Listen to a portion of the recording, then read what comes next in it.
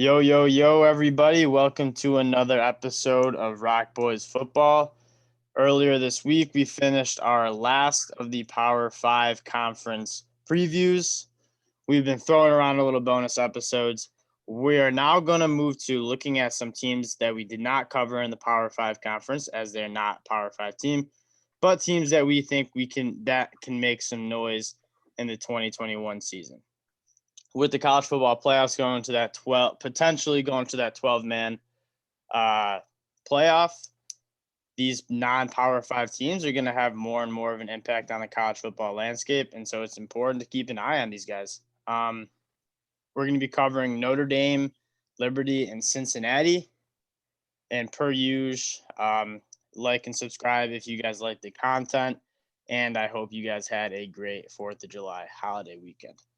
Without further ado, Dill, I'm going to kick it to you. What are your thoughts on Notre Dame this year? So I see Notre Dame as a very tough team again. I mean, they've been fairly consistent for the last 10 years of being a competitive football team at the high levels.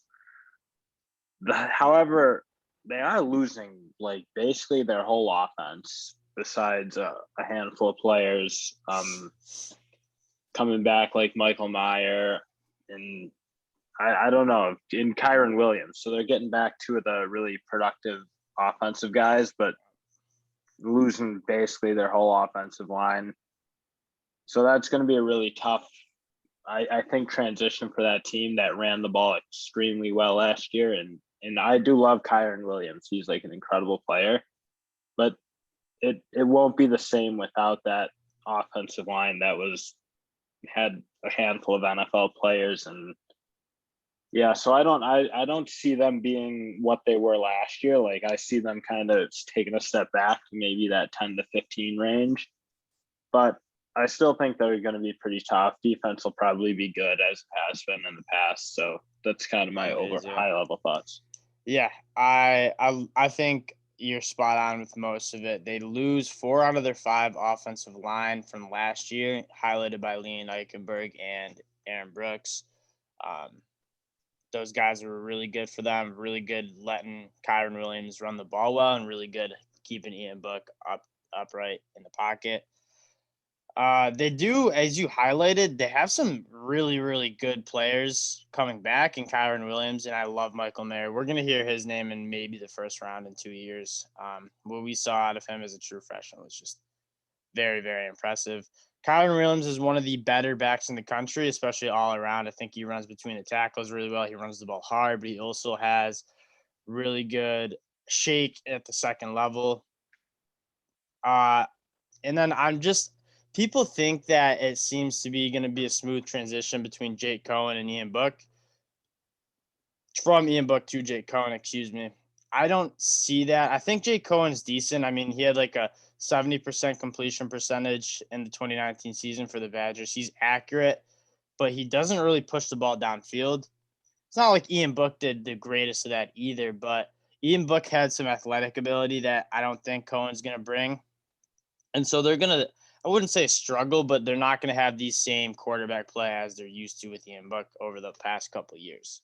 Yeah, and it's not the thing is Notre Dame's never really relied on high-level quarterback play. Like, I don't think any of them have never been successful in the pro levels, and really we're not like Heisman-level guys. Like, I think the 1 year Everson Griffin they had, I think he had a lot of attention, but he never sustained a particularly high level in college. So Notre Dame's been really good rolling through quarterbacks, but I think the big thing is when you lose that many linemen in 1 year, that's really tough when your whole scheme is predicated on the run game, being able to do what they did up front last year and running the ball as effectively probably as any team in the country. So now they do bring in Cade Madden, who we talked about as one of the impact transfers. He's going to be really good. He'll be one of the better interior offensive linemen in the country. They kicked Jarrett Patterson from center out to left tackle. He's coming off foot surgery too, I was reading. So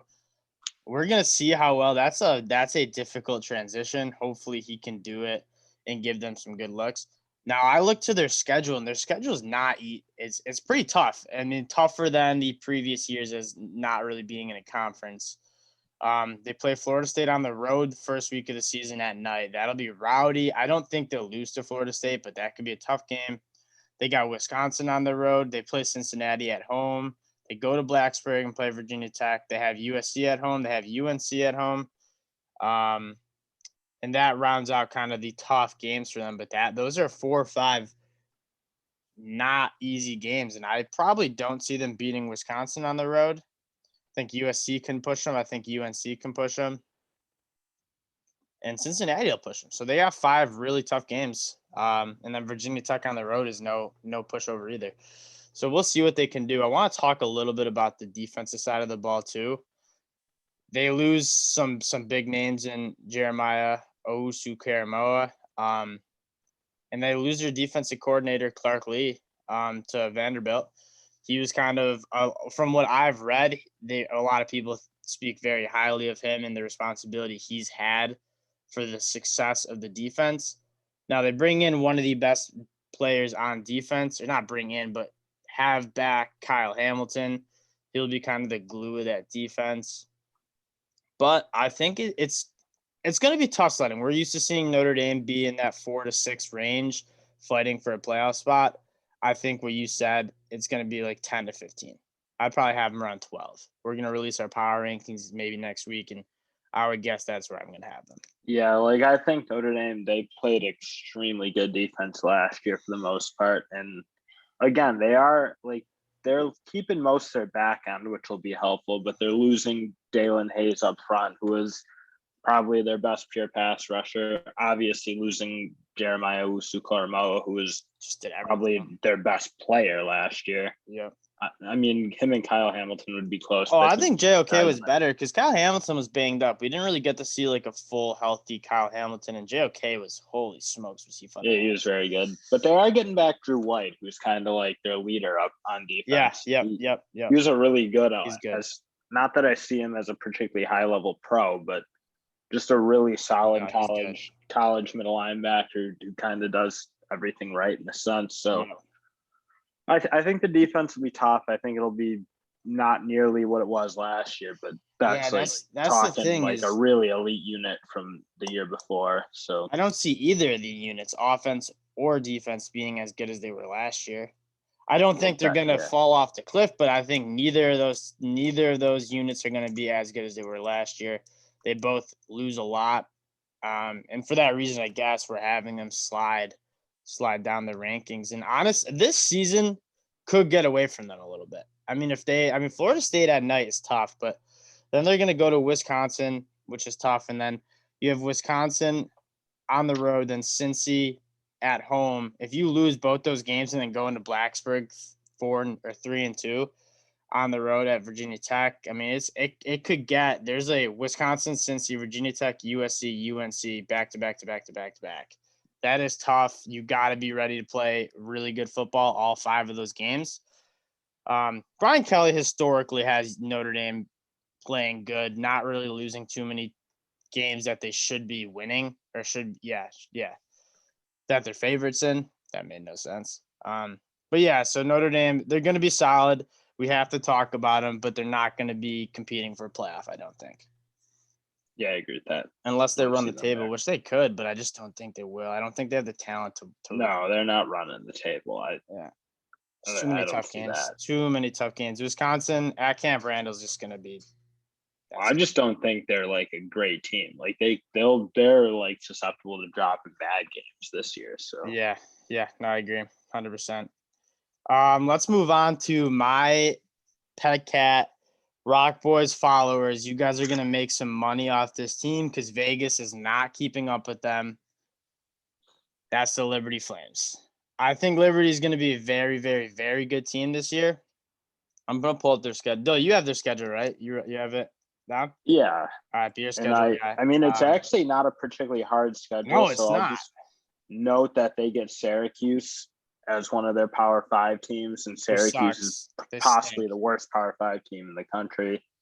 Then they play the game I think the 2 games that'll be their money makers are Ole Miss and Louisiana and Army. No, in Louisiana off it. Louisiana. Yeah, you sleep. Yeah, You've but been every time we talk, you sleep on Louisiana. Yeah, because They're gonna be good. they're not particularly relevant, but whatever. No, they will. They'll be a top 25 team for I think a decent. Top 25. Yeah, they're good. You think Army, Louisiana? Who do you think wins? Just offhand. Louisiana for sure. Okay, whatever. But no, those two guys, I think they have a shot. If they'll probably go into Ole Miss undefeated, and that they're playing them November 6th, so that's deeper into the schedule. So they'll have a shot to go into Ole Miss with some meaningful result kind of pending, if you will. New Year's Six Bowl, I think realistically it's a New Year's Six Bowl. Well, if they're undefeated, going to play Ole Miss on the road, and then they run the table after that, they will get a New Year's Six Bowl 100%. If they go 12-0, they'll get their New Year's Six. But yeah, that's what's on. I do think they do finish with 3 apparently very tough games if you count Louisiana as a tough game. So I mean, their schedule does set up to make them a very interesting team, just because they'll probably be pretty highly ranked.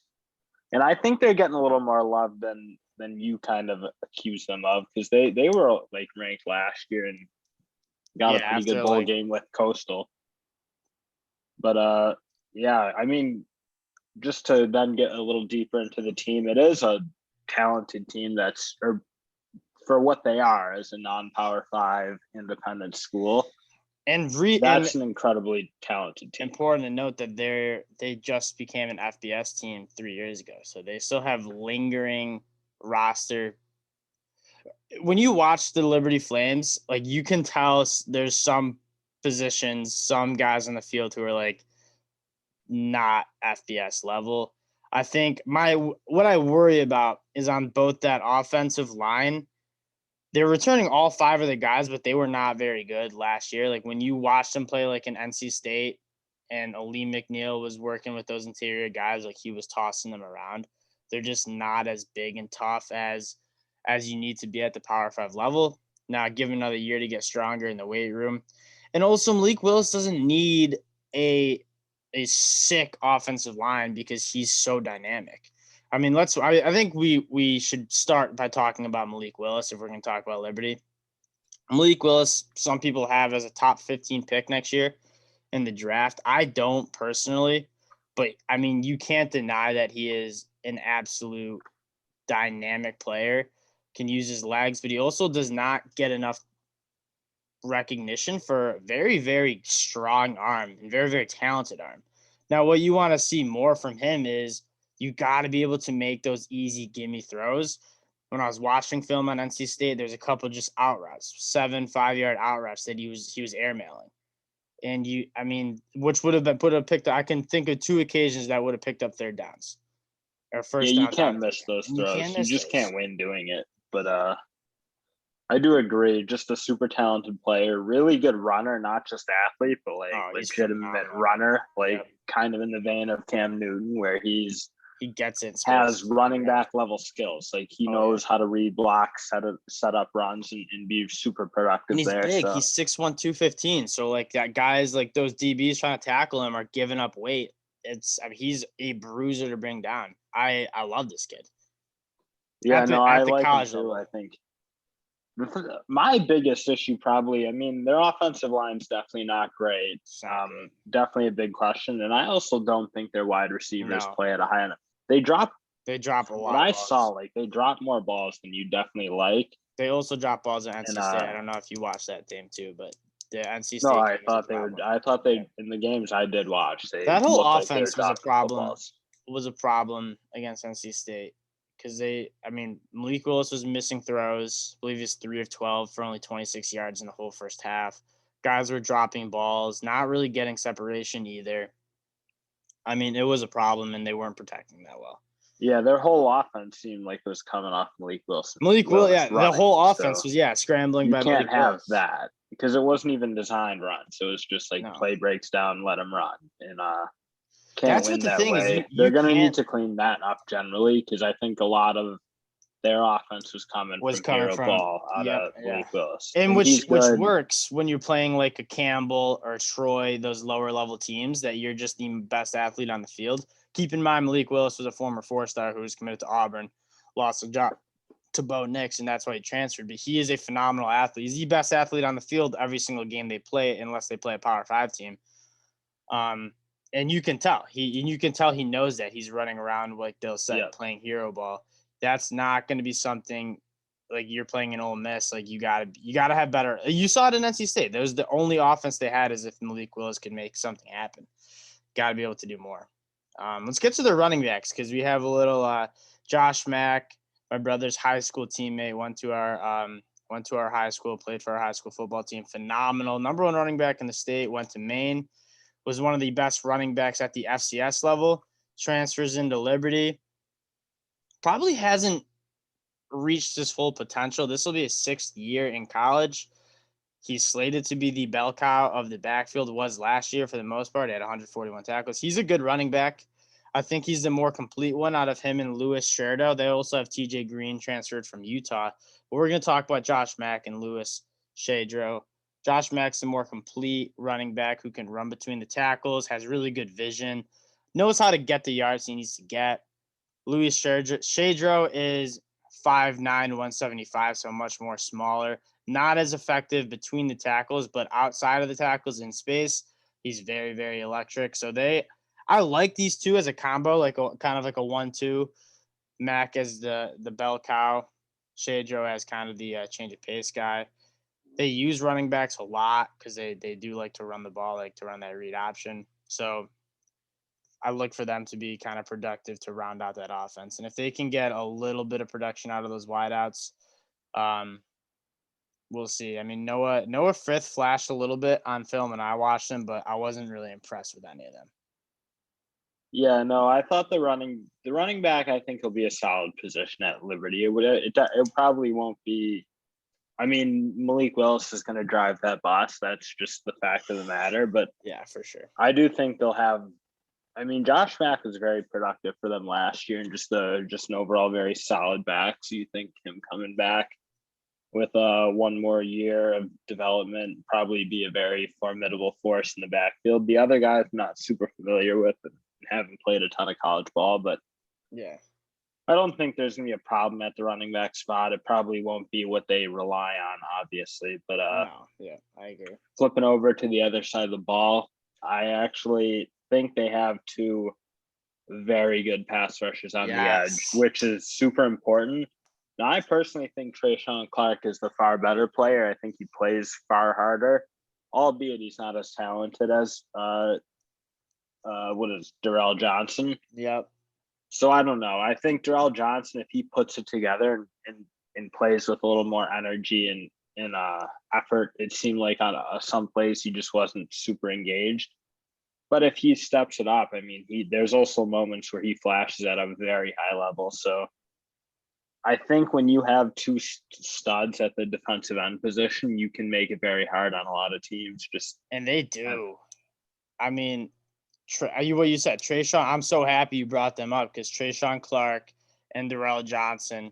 Darrell Johnson's a JUCO product, super, super talented. I didn't see as much of the lack of effort as you did. I primarily watched him against NC State, so he's working against Ikem Ekwonu, who is one of the better tackles in the country.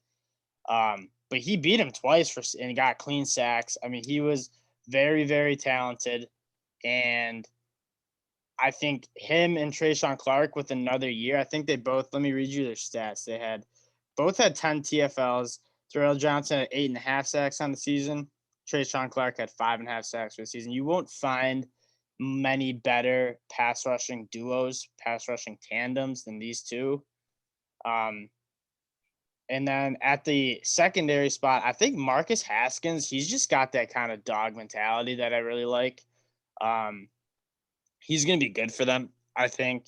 And then you have that Javon Scruggs, number 1, who, if you watch Liberty on defense, you see him pretty much every play. Led their team in tackles, had 2 interceptions, 2 pass breakups, 3 forced fumbles, 69 tackles. I mean, he is He's a playmaker. He plays that rover position, so they walk him up into the box a lot. But he also can like play in the back end of the defense. So I guess my final like what I think of this team is that they have some crazy talent that probably doesn't belong at Liberty. Like Malik Willis belongs in a Power Five, a top Power Five team. Um, those DNs I think belong in a top team, but they're playing teams like Campbell, Troy. So those guys at important positions, edge rusher and quarterback, they kind of carry the team. That's what happened last year. I think that's what will happen this year. And I mean, I think this team's going to win a lot of games. And getting into the betting season, we'll see what they place some of those lines at. But I'm looking to take advantage of some of those games for sure. Yeah, and I'll my final thing is I think Hugh Freeze is a massive X factor because you talk about guys who don't belong at the school he's at. Oh yeah. Hugh Freeze, for whatever you think about whatever went on at Ole Miss, God, I can't imagine similar things aren't happening across the country. Mm-hmm. He just happened to get caught.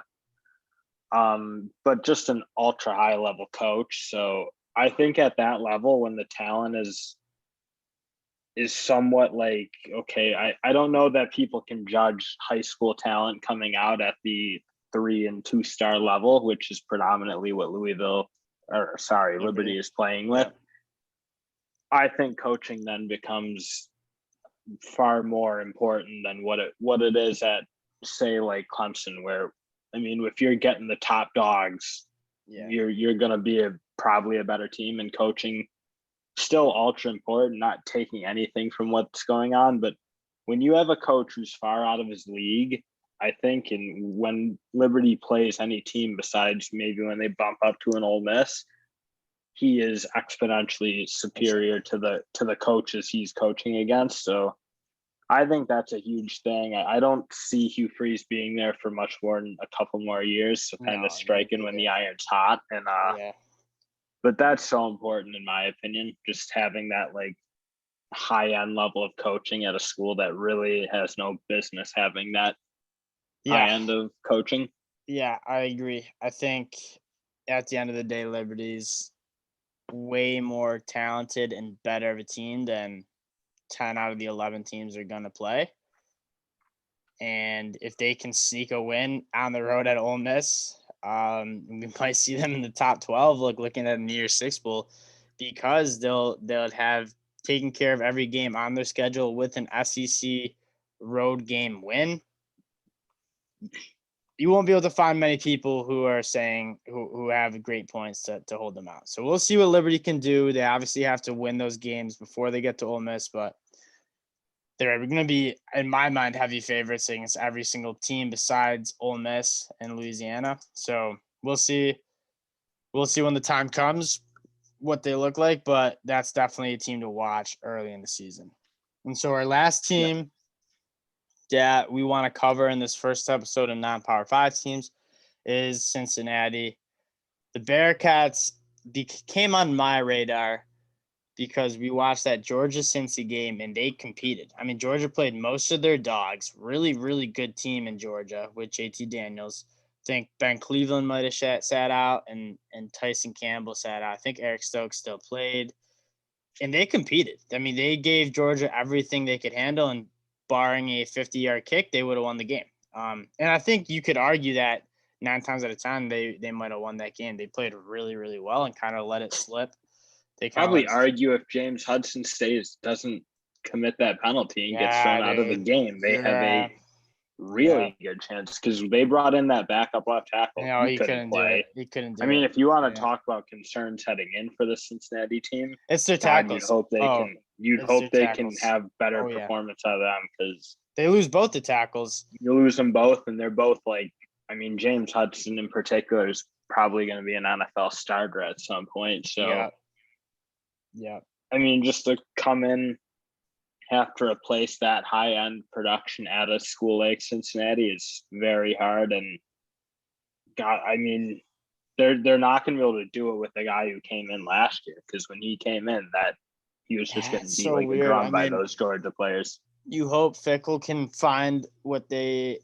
Okay. Before we go on, I mean Georgia has the best defensive line, edge rushers, one of the best units in the country. So like, they are going up against some really really talented guys. But I agree, it got kind of out of hand. They brought in a transfer, James Tunstall, who I was reading about before the episode. Came in, he went to UConn, transferred to Stony Brook, and now Stony Brook to here. I mean, nothing against a team like Stony Brook or that level of football, but like when you come in and you have to go play Notre Dame on the road, like that's a tough sell for me to think he'll be good enough to kind of replace the tackles. So the tackles are for sure a concern, but there's some really good football players on this team. We'll start with Desmond Ridder, who I think is going to be a first-round pick. I think the quarterbacks right now I have over him are Spencer Rattler and Keaton Slovis, Sam Howell, and I have Ridder 4 over Malik Willis. I love Desmond Ridder. Big guy. Really, he's a good athlete, but he doesn't rely on it. I think Malik Willis relies on his athleticism more. Desmond Ridder has a very good arm. He's pretty accurate. And so I like him. And when he needs to run, like linebackers can't tackle him in space. So I like him a lot. That at the running back position, they lose that starter and Dodds, but they bring in Jerome Ford. He transferred in from Alabama. He averaged like 6.5 yards per carry for the Bearcats last year, so he'll be good. I think it'll just kind of it'll pick up where it left off. What I'm most excited about is some of those pass catchers. Michael Young and Alec Pierce on the outside, and then you got Josh Wiley at that tight end position, who had a breakout season last year and probably going to put an All-American season together this year. And then they also have that Leonard Taylor, who's also very good. So they got two tight ends, and I love that action when they had a Reed, and then if Reader pulls it and they have that tight end in the flat, because they're both really good athletes, and if you can get the ball to them early, it's really effective. Sorry, I'm talking a lot, but I like this team. I like this team. I like Desmond Ridder. If they can protect him, which we talked about, this team is going to be a good football team next year. Yeah, no, I agree, and everything you said. I don't love the wideout play as much. I think they're solid, but they don't jump off the screen for me. Having said that, I love that the tight end production they got last year. Like those are two big 6'5" looking, really athletic tight ends who seem like they are very difficult for the teams they played to deal with. So I agree with that. I don't love the skill on offense overall because I mean they're losing the running backs and hopefully they can replace some of that production. But I love the tight ends and I'm with you on Desmond Ridder. I'm probably a little higher on him. I think like you put him in USC, he's far more productive than Keaton Slovis is, and maybe that's a good point. And so I think he's right up there with the top dogs in the I love him. College quarterback landscape. So I like him. Love Luke Fickell as a coach. Think he's done an excellent job there. And I don't know. For the defense, I mean they're losing a fair amount, so that hurts. But they really lose those safeties who are so good, man. Those safeties just flew around. One was the last name Forrest, and the other last name's escaping me. But those guys both just were flying around. That being said, those two cornerbacks are dogs. And Ahmad Gardner, who I think, he's so long but can move so well. And then Kobe Bryant, who just got that he's got that dog mentality. He was always in people's face. He's the man. I liked him a lot. So both those cornerbacks are going to be very, very good and probably favored in their matchups 9 times out of 10. And then they got Majai Sanders at the DN spot, who I wasn't. So everything I read is this guy's a dog. He's going to be a first-round pick. He's sick. I wasn't that impressed with him. I thought he was solid, but I wasn't very, very impressed with him. So we'll see what he can bring. They'll need him for when they play some of those top teams like Notre Dame and Indiana. But I think athletically they're kind of getting in with the mid-range Power 5 teams by now. They're recruiting at a high level. They look like they just play cornerbacks are on people. There's a lot of stickiness there, and not letting guys just like run around on them, especially at the quarterback position. Like watching what they did to Dylan Gabriel, I thought they did a very good job containing him and not letting him run around and make a ton of plays, which is something he kind of showed the ability to do last year. So I'm with you. I do think Cincinnati is good. I know you kind of think they might be venturing on like playoff territory. I don't think they're close to that personally. I think they can't afford to lose the amount of talent they're losing, because like as good as they recruit, they don't recruit at the level where they're gonna be. I mean, they have to replace probably around 6 huge positions of like what are close to NFL talented. Yeah. Yeah, and then they got so, some yeah, guys. I have a question for you though. So what? If Cincinnati runs the table like they did last year, but now they have wins including Indiana on the road and Notre Dame on the road. Yep. Do you give them a top 4 spot in the playoffs after what they did to Georgia and really competed well with them to kind of show they can compete with big dogs? I mean, it's depends. It'll depend on what shakes out. Because like if you have, then you look at Georgia, Clemson, and Oklahoma. If they all go undefeated, or Iowa State interchange, then it's like what? Then you're probably not going to be above Ohio State if Ohio State plays at a high level. Like Ohio State can drop a game, and they're getting it over Cincy stuff. So can Clemson or Georgia. Quite frankly, they can all Clemson three. In my mind's a lock to get in, because Clemson will, in my mind, lose to Georgia, but then run the table. Yeah, but are you taking a one-loss Georgia, Clemson, Oklahoma, Ohio State, or Cincy undefeated? All go over Cincinnati, because really what if Indiana's the one who beats Ohio State, but then Cincy beat them on the road? Like I mean, that'd get interesting, but it's just what I'm saying is like I was in your camp where it's like if it's between a couple teams, like I'm gonna give it to like the blue blood team that has the talent to compete, as opposed to like a Cincinnati or UCF team. Like I'm normally in that camp, but after what you saw Cincinnati do against Georgia in that bowl game, and then they run the table beating Indiana and Notre Dame on the road this year. Like Cincinnati wasn't killing the teams last year in the conference they were in. Like, I agree.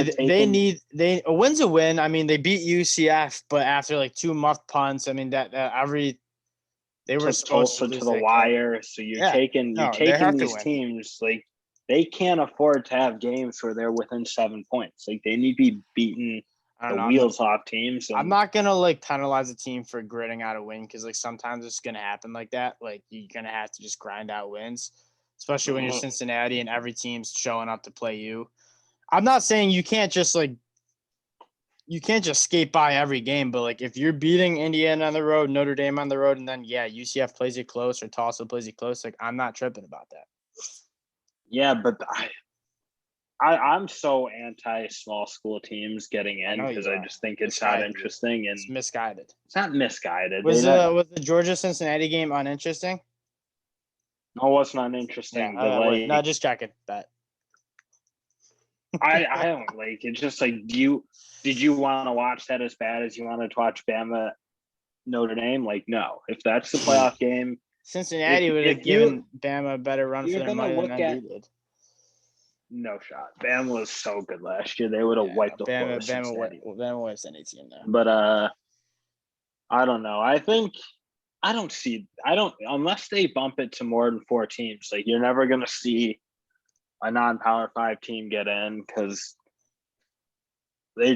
I'm looking at this schedule, like they'll have UCF as probably the only team that's going to be particularly good in the conference. Like Memphis might be okay.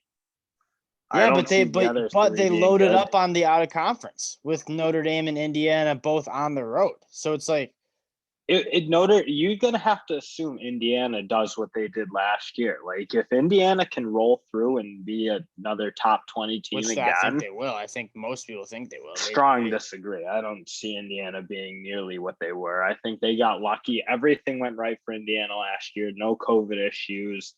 really high level play out of guys like Michael Penix. And But Michael Penix is a baller. You can't just say like I- they got lucky. Michael Penix is that dude. Like he's sick. He's really good. He's a first team big time dude. I will never jump on the Indiana bandwagon. I don't think But they you're are. just a hater. You're just a hater. Yeah, probably a little Yeah, bit. But I would like, hate to be a square like you. it seemed like they caught lightning in the Damn bottle. shame. They don't recruit at a high level. They're just They're starting to. No, they're starting to recruit. Indiana football is they're going to jumping into the top 35 now. Indiana football is going to mean something a lot different in 5 years, for sure. For sure. Big Tom Allen's got that team. I mean, they're going to need to be there. You're going to need Notre Dame and Indiana, both teams that I think were far better last year than they will be this year, to have outstanding seasons. So, like, if that doesn't happen, if they don't have those teams, probably one of them's going to have to be hovering around number 10. Yeah. And the other is going to have to be in the top 20. And that's the only shot they have. But I think they both will be top 20 teams, Notre Dame and Indiana. But they can't be like four lost teams at 19 and 23 or something. Okay, that's actually a really good point, because that win for Cincinnati on the road against Indiana means a lot less if they're 15th or 18th best team in the country as opposed to 11th, or Notre Dame being 8th or 18th. Like those, because that'll be their like, look, we can compete with top teams.